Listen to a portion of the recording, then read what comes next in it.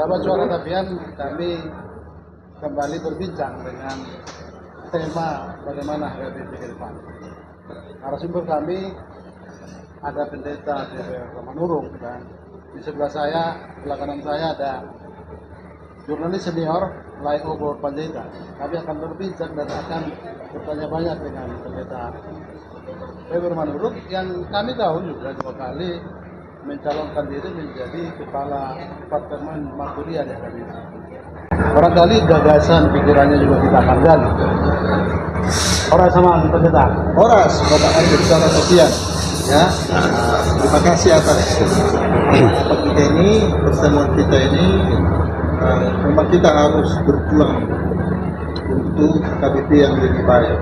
Ya, memang kita 2 kali kontesta ya, sebagai calon KBP kemarin pemilihan.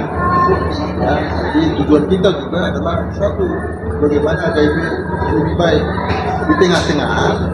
Ya, banyaknya tantangan yang luar biasa hebat. Jadi gereja harus berperan cepat ya, dalam segala hal, khususnya kalau peran saya adalah Makuria.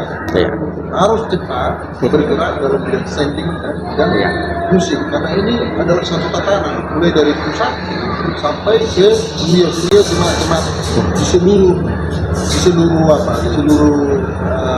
wilayah Santero dan Indonesia, tapi luar negeri juga. Nah, jadi artinya begini, kalau saya ya menangkap semua dan bersyukur ada masukan-masukan dari seluruh jemaat. Nah, saya juga menerima ya masukan dari non jemaat HKBP, karena itu juga penting untuk supaya kita kolaborasikan apa yang terbaik nanti kita lakukan di HKBP.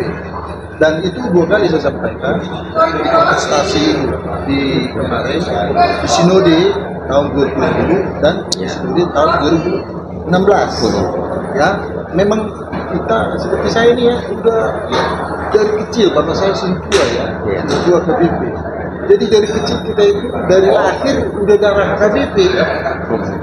Nah, jadi tugas saya ya yang sudah lebih daripada setengah abad sebelum kita, semuanya hanya untuk HKBP, tidak ada untuk yang lain. Nah, saya mengajari musik ya dari Aceh sampai Papua untuk kepentingan jemaat HKBP. Dan saya harus katakan, saya tidak pernah menerima, artinya apalagi mengatakan berapa ini mau kasih saya untuk pengajaran musik, tidak pernah. Kita volunteer melayani. Nah, jadi artinya para sahabat yang kita ini membuat yang terbaik lah ya di HKBP. Nah, jadi saya juga ikuti itu yang ada di medsos. Ya, saya ikuti. Saya tak pernah membutakan mata terhadap apa keluhan jemaat. Nah, saya kolaborasikan itu. Bagaimana nanti jika saya ada di dalam tubuh kepemimpinan HKBP untuk mengembangkan yang terbaik. Nah, jadi ada cita-cita saya untuk tahun ini sinode HKBP harus jauh lebih beda. Selama 4 kali nih kita bersinode belakangan ini. Nah, ini harus betul-betul sinode yang rohani lah. Nah, jangan gereja terjebak pada sistem-sistem ala pilkada. Sangat berbahaya itu di gereja. Nah, karena nanti dampaknya kepada anak-anak kita jemaat. Itu semua sudah hukumnya itu. Kalau melakukan seperti ini, akhirnya nanti kejadiannya seperti ini. Nah, kita tidak mau kejadian yang negatif, yang tidak baik. Malah kita mau mengawal pertumbuhan iman jemaat ini. Nah, itu yang kita sangat perhatikan, kita terus kawal. Nah, bagaimana caranya ya? Sumbangan pikiran dari jemaat sangat penting. Baik. Saya ingin dengar dari Laiobo Panjaitan ini. Kolega saya ini berani dan kritis. Saya kira dari Lai dulu pertanyaannya. Baik. Terima kasih dari Amang Pendeta Faber Manurung yang kita kenal. Beliau juga aktif ya dalam berbagai kegiatan di luar dari internal gereja. Nah, tetapi ini konteksnya kita bicara tentang HKBP ya, Mang ya. Nah, Pertama, sebelum kita masuk pasca prosesi peralihan pimpinan yang sebagaimana kita ketahui, Desember 2024 ini kita akan ada sinode pergantian peralihan pucuk pimpinan HKBP. Nah, tentu kita ingin menyaksikan dan mendapatkan pelayanan dari proses pemilihan pucuk pimpinan itu, karena nanti hasil dari pemilihan tersebut juga akan berdampak baik terhadap seluruh jemaat HKBP, kan begitu Amang. Nah, Amang sedikit tadi sudah menyinggung tentang itu. Mohon izin Amang, kami dari jemaat juga ya, kebetulan kita dari lahir besar di HKBP dan juga sayang dan cinta sekali tentang HKBP. Pertanyaannya begini Amang, kira-kira secara gambaran umum pelaksanaan pemilihan Eporus beserta jajaran seperti apa menurut Amang? Bagaimana Amang menjelaskan ke publik, terkhususnya jemaat HKBP? Mohon izin Mang.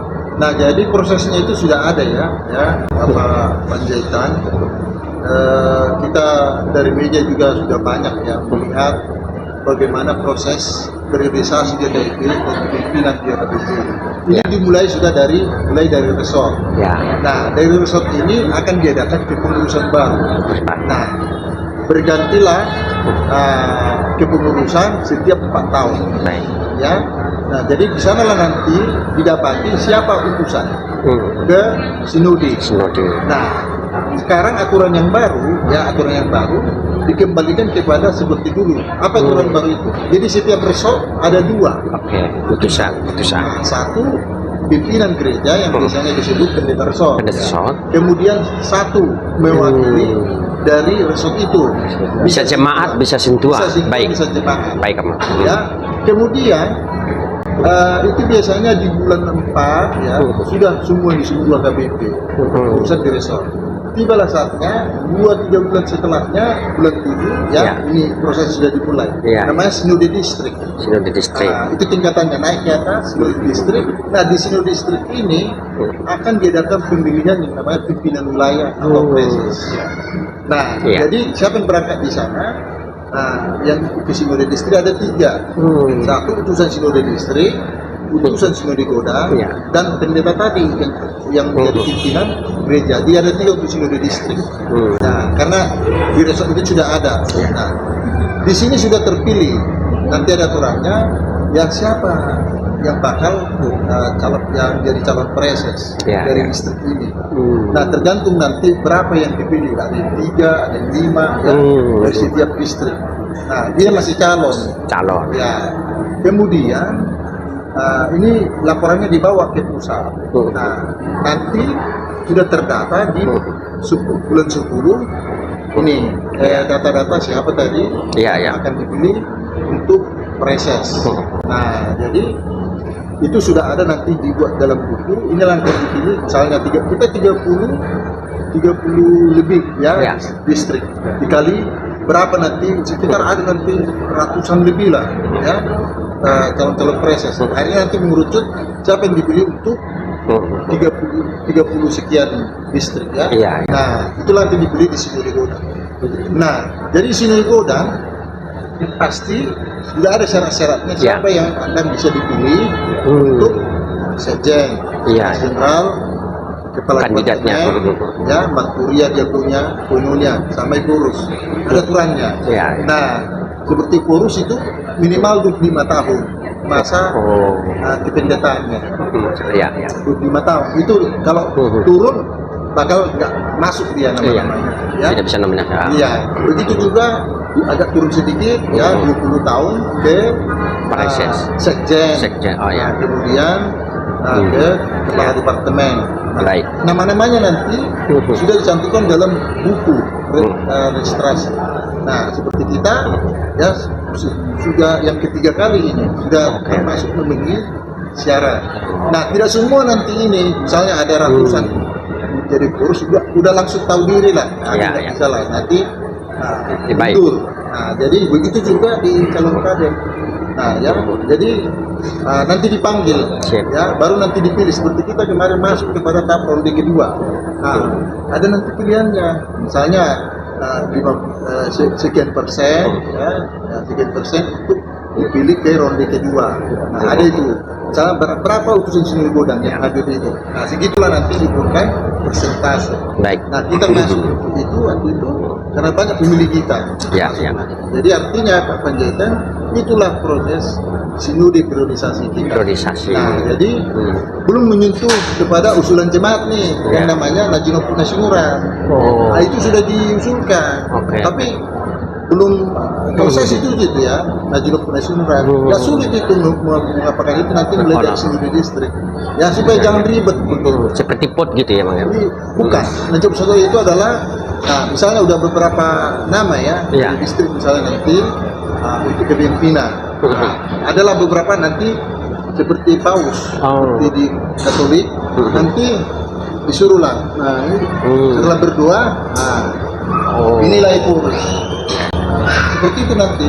Jadi nggak seperti ini purus, itu purus. Kali purus sampai nanti di apa ini Iya, iya. Desember 2024 itu purus. Vote yang sekarang ini ya, Bang ya. Iya, masih Benar. purus. Nah, jadi seluruh peserta sinode secara elektronik nanti Iya, iya. udah ada dirubah dulu, baru tahun kemarin itu kita elektronik. Jadi nggak tapi ada juga manualnya. Nah, dicatat begini.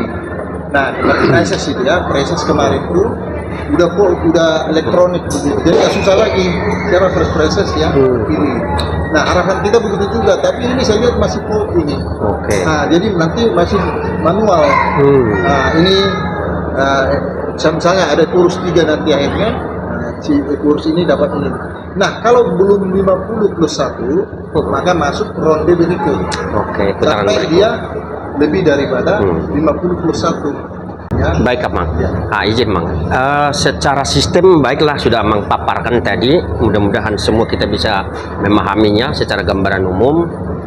Nah, hal-hal yang ingin kita saksikan seperti proses-proses tadi ya, Mang ya, biar kredibel, berintegritas untuk menyaring dan mendapatkan pucuk pimpinan beserta jajaran di HKBP. Nah, Amang tadi udah jelaskan secara sistem mekanisme baik. Terima kasih penjelasannya. Nah, sekarang Amang sebenarnya secara di internal menginginkan bagaimana yang harus dilakukan dan berlangsung agar proses peralihan pimpinan untuk mendapatkan pimpinan yang kita harapkan semuanya seperti apa, Mang? Nah, kita sudah desak ya mulai dari Secara poinnya, baik. ya. Begini, kita menginginkan itu ya supaya lebih fokus ya, lebih tersentralisasi apa kita ini pemilihan ini adalah maunya pemaparan visi misi. Ini nggak pernah terjadi. Dari Epurus Iya, langsung iya, baik dari ini kepemilihan Epurus. Hmm. Misalnya nih bisa dilakukan itu di distrik ya, seluruh distrik. Misalnya ini calon Epurus, Oke. ini calon kadep.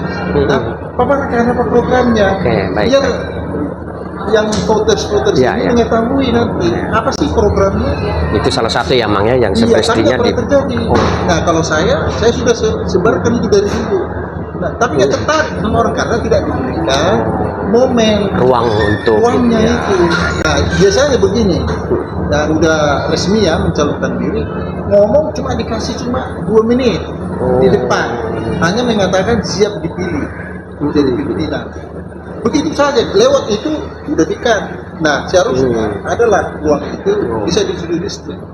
Ini sebenarnya diinginkan jemaat, Baik. boleh live kan? Jadi artinya jemaat mendapatkan satu gambaran Iya. dari sosok yang akan dipilih Iya. dan menjadi pemimpin kita, kira-kira gitu ya, Pak. Artinya sosialisasi dari programnya pun juga tidak sebatas internal dari sinode, tetapi seluruh jemaat Seluruh jemaat. agar mengetahui dan menjadi aspirasi untuk para voters yang menjadi peserta untuk pemilihan, kira-kira itu ya, Pak. Iya, ya jadi hal seperti ini sebenarnya yang harus terjadi.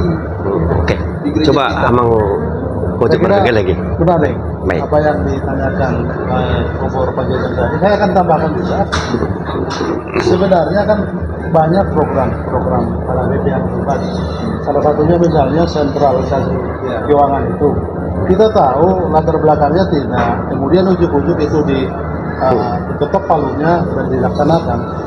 Berkali-kali itu kan proses sinode juga berjuang, tapi tidak pernah diketok palunya. Lalu setelah diketok palunya juga ternyata kan ada pro kontra juga. Iya. Misalnya, kalau kita jujur dengan jernih melihat di media sosial banyak hal yang dibicarakan soal ini, pro kontra ini. Amang Manurung apa yang Amang lihat?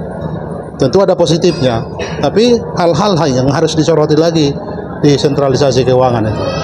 Iya, jadi begini, kenapa dia akan sentralisasi? Nah, itu pertanyaan itu dari seluruh jemaat ya. Dan memang sudah sejak 50 tahun lalu ini digaungkan ya sentralisasi. Tapi di momen inilah dilakukan. Sentralisasi ini tujuannya satu adalah untuk menghilangkan diskriminasi ya, apalagi mutasi ya, yang selama ini itulah menjadi kendala. Pengennya semua ke kota. Nah, karena gajinya besar.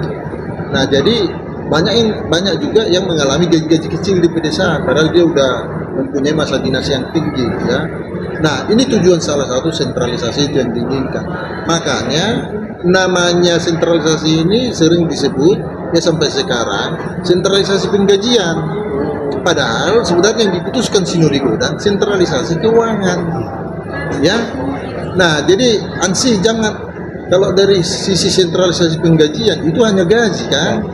Nah, padahal kita menginginkan sentralisasi keuangan supaya nanti bisa semua ini dapat yang namanya resort ya, bisa dibiayai karena kan keuangan kan enggak udah semuanya aspek-aspek JKBP. Tapi kalau penggajian hanya pelayan full timer. Ada subsidi silang begitu? Ya, ada subsidi silang. Nah, jadi artinya diharapkan sentralisasi ini terlaksana lah sebagai sentralisasi keuangan.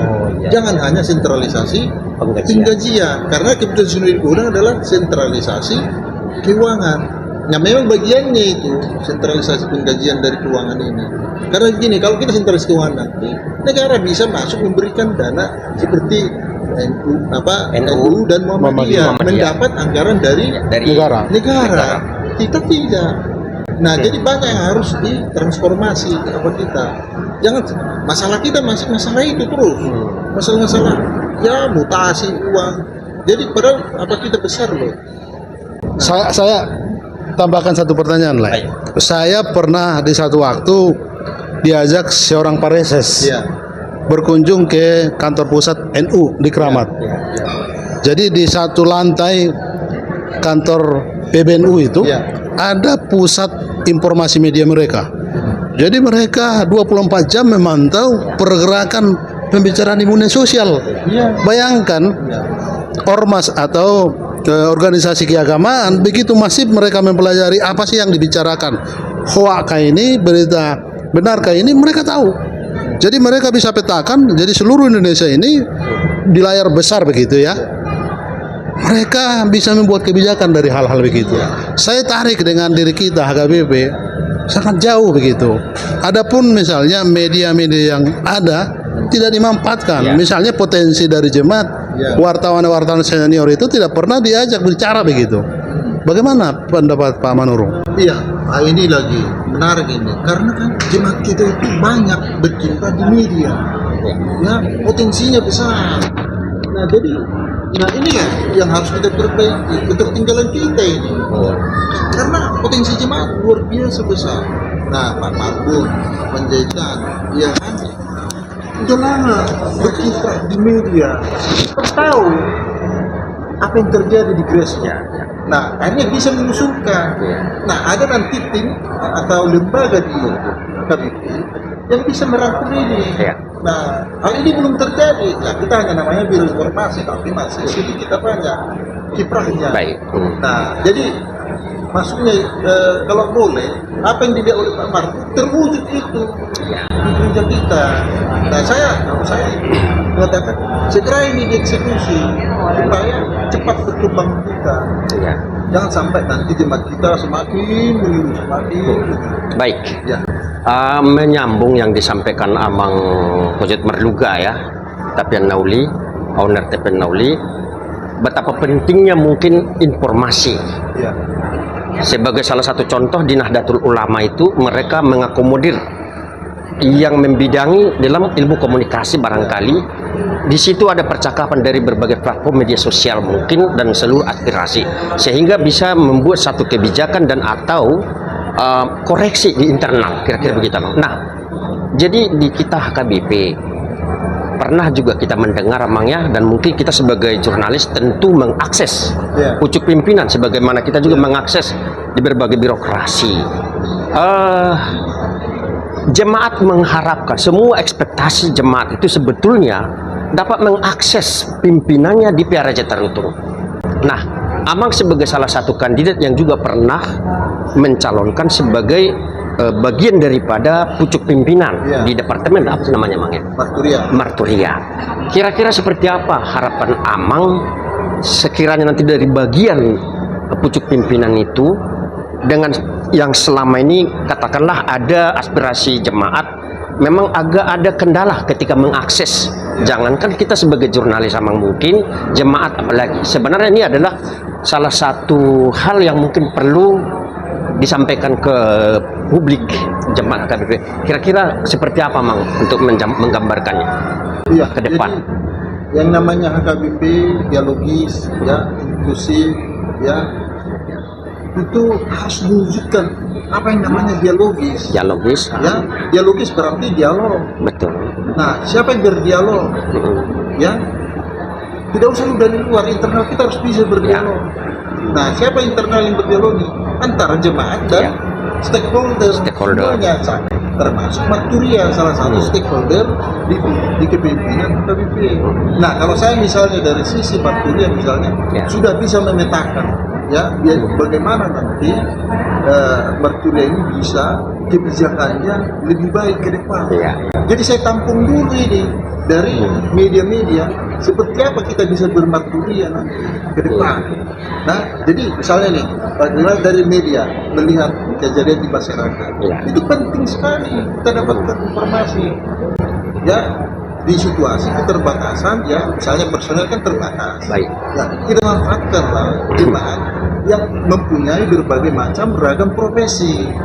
Jadi semua nanti tertampung. Apalagi sudah zamannya sekarang semua harus saling merangkul, ya. Jadi dirangkul informasi apa ini? Kalau seperti saya Marturia hanya dua, sending dan musik. Sending dan musik. Baik. Nah, seperti apa perkembangan sending internal dan eksternal? Baik. Nah, yang eksternal ya oke, kemarin sudah ya ada di Afrika yang bawah. Nah, tapi ya itu bukan yang paling utama di kita. Yang paling utama adalah internal kita dulu, sending internal supaya lebih bagus. Nah, setelah internal ini bagus, nanti semua keluar otomatis ini semua secara simultan semua berkembang maju. Nah, kemudian sampai kepada sekarang musik-musik banyak ini saya sudah lihat ya, SDM-nya juga berkurang, ya.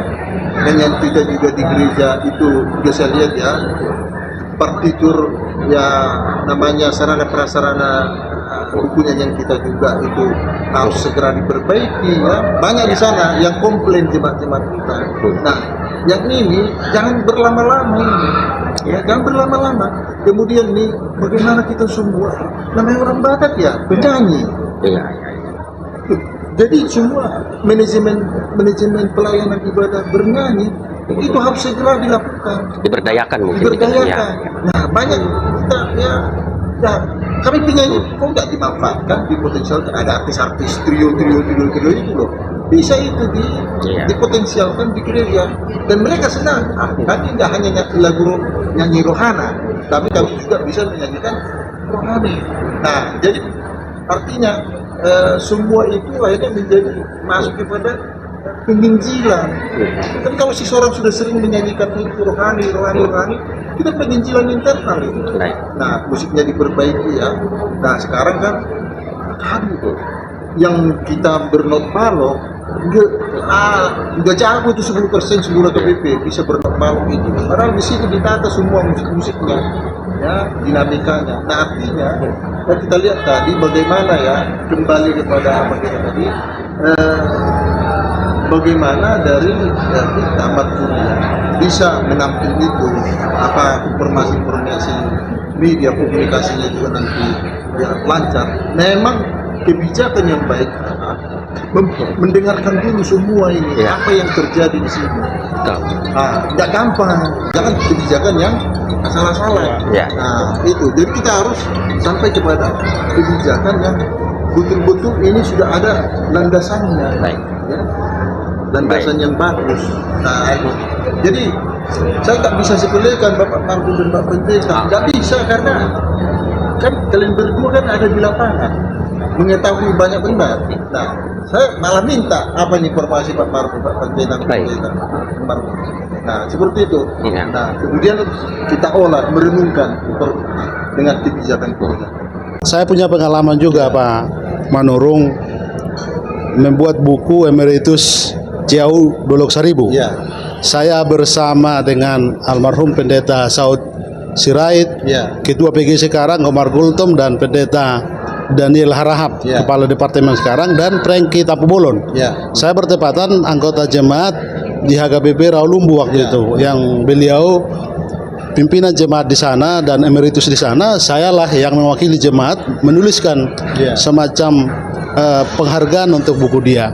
Saya usulkan waktu itu Amang Cia Dolok Saribu, kaitannya ini musikalitas gereja ya, layak menjadi porus musik HKBP begitu. Dia marah juga sih, tidak terima cara itu. Saya bilang saya bukan terlalu memuji Amang. Saya kira apa yang Amang lakukan, musik itu juga khotbah.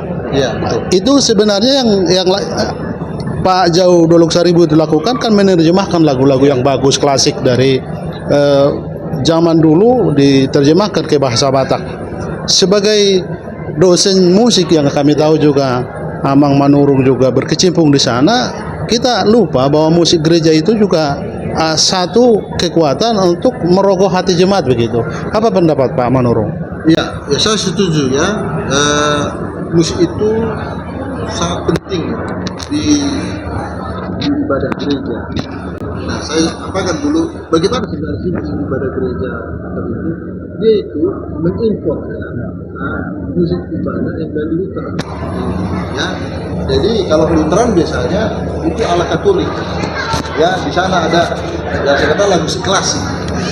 Kita belum kenal itu seperti gereja-gereja lain yang memadukan ini hingar-bingar. Enggak, kita masih ya terbawakan dengan ala Lutheran. Nah, tapi yang jelas, kalau namanya musik gereja ini tidak terpisah dengan namanya musik teologi. Musik teologi. Nah, karena di sana adalah ada bauran daripada teologi, ayat-ayat, ayat-ayat dan isi daripada nyanyian itu bersifat rohani, bersifat alkitabiah.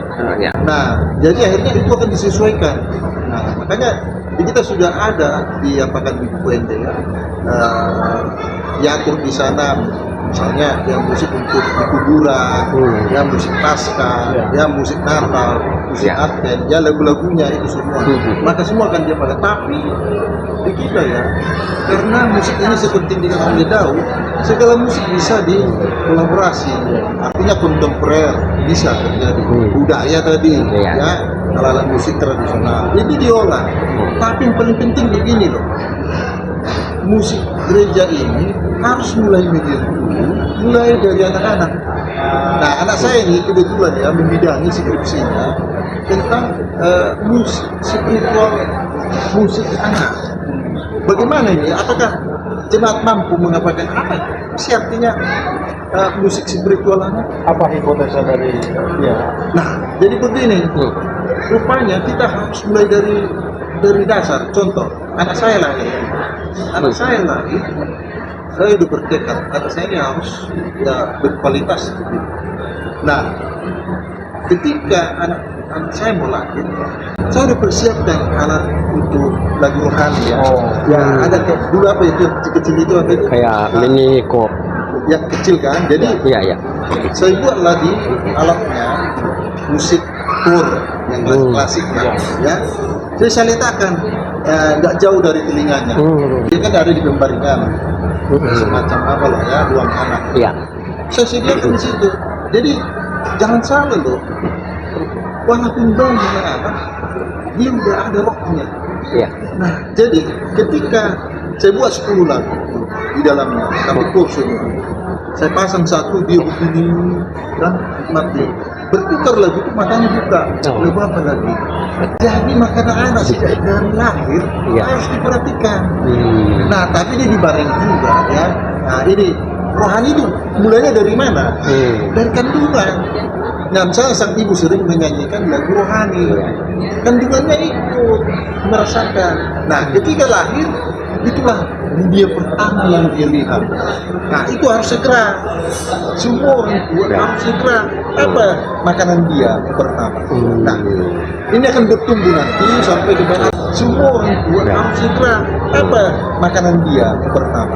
Nah, ini akan bertumbuh nanti sampai ke mana. Saya sekarang udah cipta lagu dan dia menciptakan lagu di sekolah minggu. Ya, dia buat ada karyanya di YouTube juga. Nah, maksudnya begini Pak.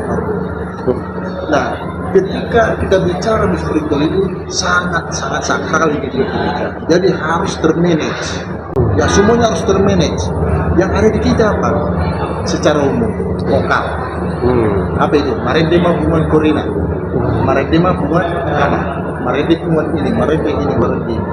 Nah, saya sudah katakan, kenapa cuma vokal?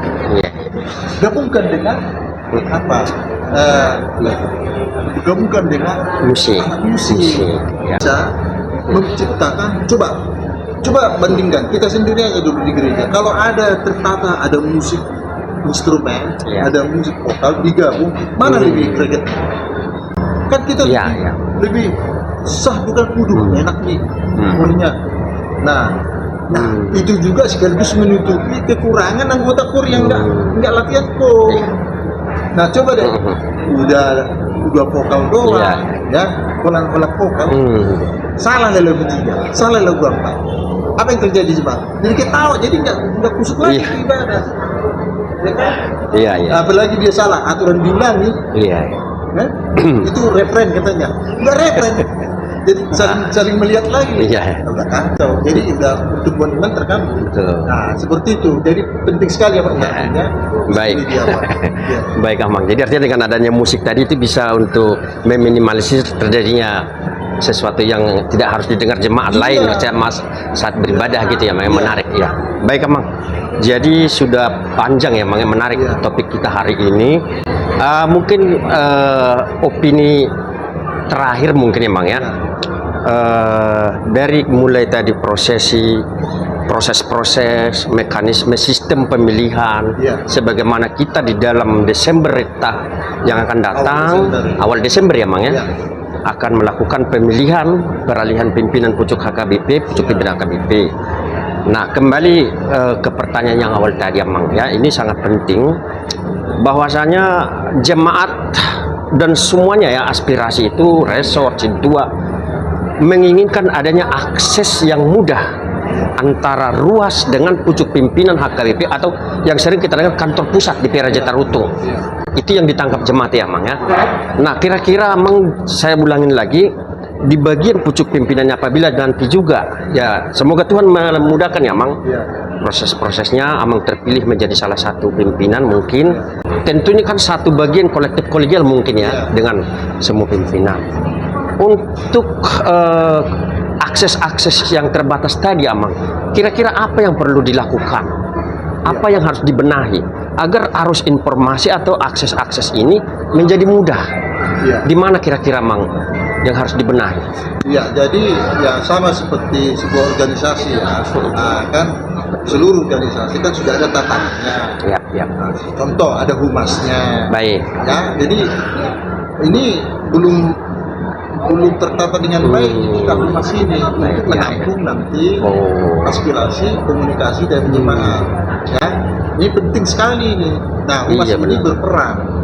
Nah, jadi nanti terdidik lain. Kemudian ya sama seperti yang dilakukan oleh institusi lainnya, seperti saya terbuka, artinya HP terbuka. Ya, kalau tidak bisa misalnya lagi rapat kan, di telepon, paling tidak dibalas WA, di WA lah gitu ya. Nah, supaya terjalin komunikasi. Nah, ya jangan kita anti kritik lah. Artinya berharga itu masukan daripada kalau misalnya seperti saya, kalau misalnya nggak pas di kamar mandi saya, berarti nggak bisa ngangkat dong telepon. Nah, tapi ketika saya lihat ada miss call, tanggung jawab moral saya harus telepon. Kalau tidak bisa misalnya telepon paling tidak di WA supaya tadi jalinan komunikasi itu tetap ada. Nah, ini penting sekali. Nah, bisa juga kan setiap kita pimpin kan ada ajudannya, ada sekretarisnya. Nah, sekretaris bisa diarahkan, coba jawab deh. Nah, kan si sekretaris ini berfungsi besar nanti, ya. Ada telepon, ada WA, apa? Kan tinggal begitu. Nanti si sekretaris ya, melakukan action itu. Tapi idenya dari si komandannya, ya. Nah, jadi komunikasi ini jangan mampet lah. Nah, jadi teruslah. Nah, saya yakinkan nih ya mudah-mudahan Tuhan mengizinkan. Saya nggak akan putus nanti, kalaupun saya ada di sana, saya nggak akan putus komunikasi dengan Marbun Panjaitan. Enggak, karena nanti saya minta aja apa sih yang sedang terjadi di grassroots, tolong dulu Panjaitan, Marbun. Nah, seperti apa? Itu pengaruhnya besar nanti mengolah kebijakan, ya. Oh, kebijakannya deh. Semua ini akan dipertimbangkan. Nah, tapi bagaimana mempertimbangkan komunikasi? Jadi putus, ya. Nggak bisa, pertimbangan akhirnya cacat, ya. Akhirnya jadi masalah. Gitu. Nah, dan seperti kita selalu itu masukan seluruh orang. Maaf nih yang Panjaitan, bukan hanya dari AKBP saya terima masukan. Ya, dari AKBP juga Muslim, saya terima masukan. Apalagi Marturia itu harus Marturia yang trendy. Jangan hanya Marturia yang on the road. Nah, dia harus semua bisa masuk. Baik, Amang. Jadi artinya ketika informasi atau interaksi pimpinan dengan yang dipimpin dalam hal ini jemaat HKBP terjalin dengan baik, maka muatan-muatan di dalam komunikasi interaksi tadi kan sebenarnya bahasa sekali dan sangat kompleks, Amang, yang ingin disampaikan. Ketika arus informasi aksesnya dimudahkan kan gitu, Amang, ya. Nah, akan ada di sana pembenahan-pembenahan, misalkan ada kemelut internal di resort misalkan, ini kan boleh dong jemaat, Pak, boleh Amang. Ketika di resort misalnya kurang diakomodir, misalnya naik ke tingkat distrik kurang diakomodir juga kan boleh, semestinya diakses ke pusat. Dan ketika informasi ini sampai di pusat, hendaknya diolah dan dicarikan solusi, kan begitu, Amang, ya. Jadi itu harapan jemaat sebenarnya. Nah, untuk sampai di sana kira-kira Amang, satu lagi pertanyaannya. Tadi Amang sempat menyinggung semisal ada di sana pemberdayaan sistem kehumasan atau juru bicara. Ini selama ini menurut Amang di mana ini?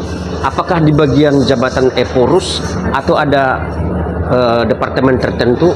Ya, jadi di kita itu ada fungsinya sebenarnya, contoh Biro Informasi. Ya, Biro Informasi sebenarnya harus diberdayakan sebanyak-banyaknya. Tapi saya lihat Biro Informasi kita ya kurang. Nah, ini ada ketidaksinkronan, ya, ada di mana ini? Ya, saya sudah katakan ya, di mana pergumulan ini? Kenapa informasi ini mandek? Ya, jadi inilah kekurangan yang harus kita perbaiki ke depan, ya. Karena ini kan Biro Informasi ini penting di RBP. Nah, dia harus diberdayakan hebat. Nah, tadi kan seperti itu, dari Uria ada masalah, ya, sulit masuk ke resort, sulit lagi masuk ke distrik. Nah, kemudian mampet lagi masuk ke pusat. Nah, akhirnya di pusat bisa bisa tahu gimana mampetnya. Nah, kenapa nggak diolah? Ada apa? Nggak mampu kan? Nah, kemudian sensitif untuk itu, ya kan? Ya udah, selesaikan dan cepat. Apalagi institusi Qurannya mendorongkan kekuatan Tuhan, semangat katakan selalu mendorongkan Tuhan. Nah, tidak mungkin Tuhan tidak bantu. Amin. Ya. Tidak mungkin. Karena kita dibatasi waktu, Pak Manurung, barangkali semacam kesimpulan dari kegundahan hati Mang Manurung, kegundahan hati kita, apa yang harus kita resume dari perbincangan ini? Ya, jadi pembicaraan kita ini satu ya, karena kita menuju kepada sinode, ya, jadi aspiratiflah terhadap aspirasi, masukan, pikiran dari jemaat untuk ditindaklanjuti ya dengan sinode yang baik. Ya, kalau kita harapkan tadi supaya masukan dari jemaat itu diterima, bagaimana sinode ini berjalan lebih baik ke depan, yang sinode rohani lah, ya, harapan kita sinode rohani. Tidak usah memakai sistem yang lain. Ya. Institusi kolonial lah secara institusi kolonial. Yang kedua, ya banyaknya nanti ya komunikasi informasi atas apa yang terjadi itu harus segera ya ditindaklanjuti ya. Yang namanya keluhan masyarakat, keluhan jemaat kita, warga AKBP, nah itu secepatnya ditindaklanjuti dan kita tidak menutup diri ya. Pokoknya semua introspeksi lah ya, introspeksi bagaimana ya, mulai dari pihak raja dan distrik ya, semua bersatu padu ya, membantu pelayanan yang lebih baik ke depan. Jangan terkooptasi hanya di satu sisi ya. Nah jadi bukalah, dan yang terakhir yang saya katakan, Tuhan itu sangat maha baik ya. Kalau kita semangat selalu mengandalkan Tuhan, itu akan bisa tertolong semua. Gak ada perkara yang sulit. Kan Yesus sudah bilang, datanglah kepada aku, Roma mutuau, kamu kenal uja jalan, nasora, upasonang teh. Nah jadi di sini sebenarnya tidak ada yang sulit, asal kita benar-benar ya. Kalau saya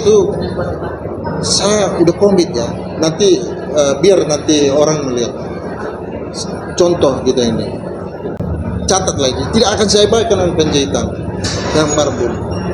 Dan karena saya pikir begini, jabatan itu adalah amanah, bukan untuk menjadi sebuah kebanggaan, enggak, itu amanah. Nah jadi kita harus terjemahkan amanah itu dengan tindakan nyata. Ya, saya akan minta terus penjahitan, apa kira-kira informasi yang sedang bergerak hebat marbun, apa informasi yang sedang, biar kita kebijakannya holistik ya, jangan cuma sebelah begitu ya. Nah jadi itulah keinginan kita ya, artinya harapan kita ya, siapapun yang menjadi calon ya, siapapun yang akan duduk di sana ya, mari membuka diri lah, berkomunikasilah dengan baik dan potensialkanlah segala talenta potensi jemaat. Demikian Mbak. Baik, terima kasih Pak Manurung, terima kasih Lai Panjaitan. Saya kira kita berbincang tentang HKBP ini karena kesukaan kita. Saya menyetir apa yang diucapkan TB Simatupang agar HKBP pemahaman kita makin mendalam, lalu pelayanan kita di HKBP makin meluas, dan jemaat juga makin mempertinggi kemilitansinya dengan HKBP. Saya kira itu Pak Manurung, Pak Panjaitan. Horas. Horas. Oke.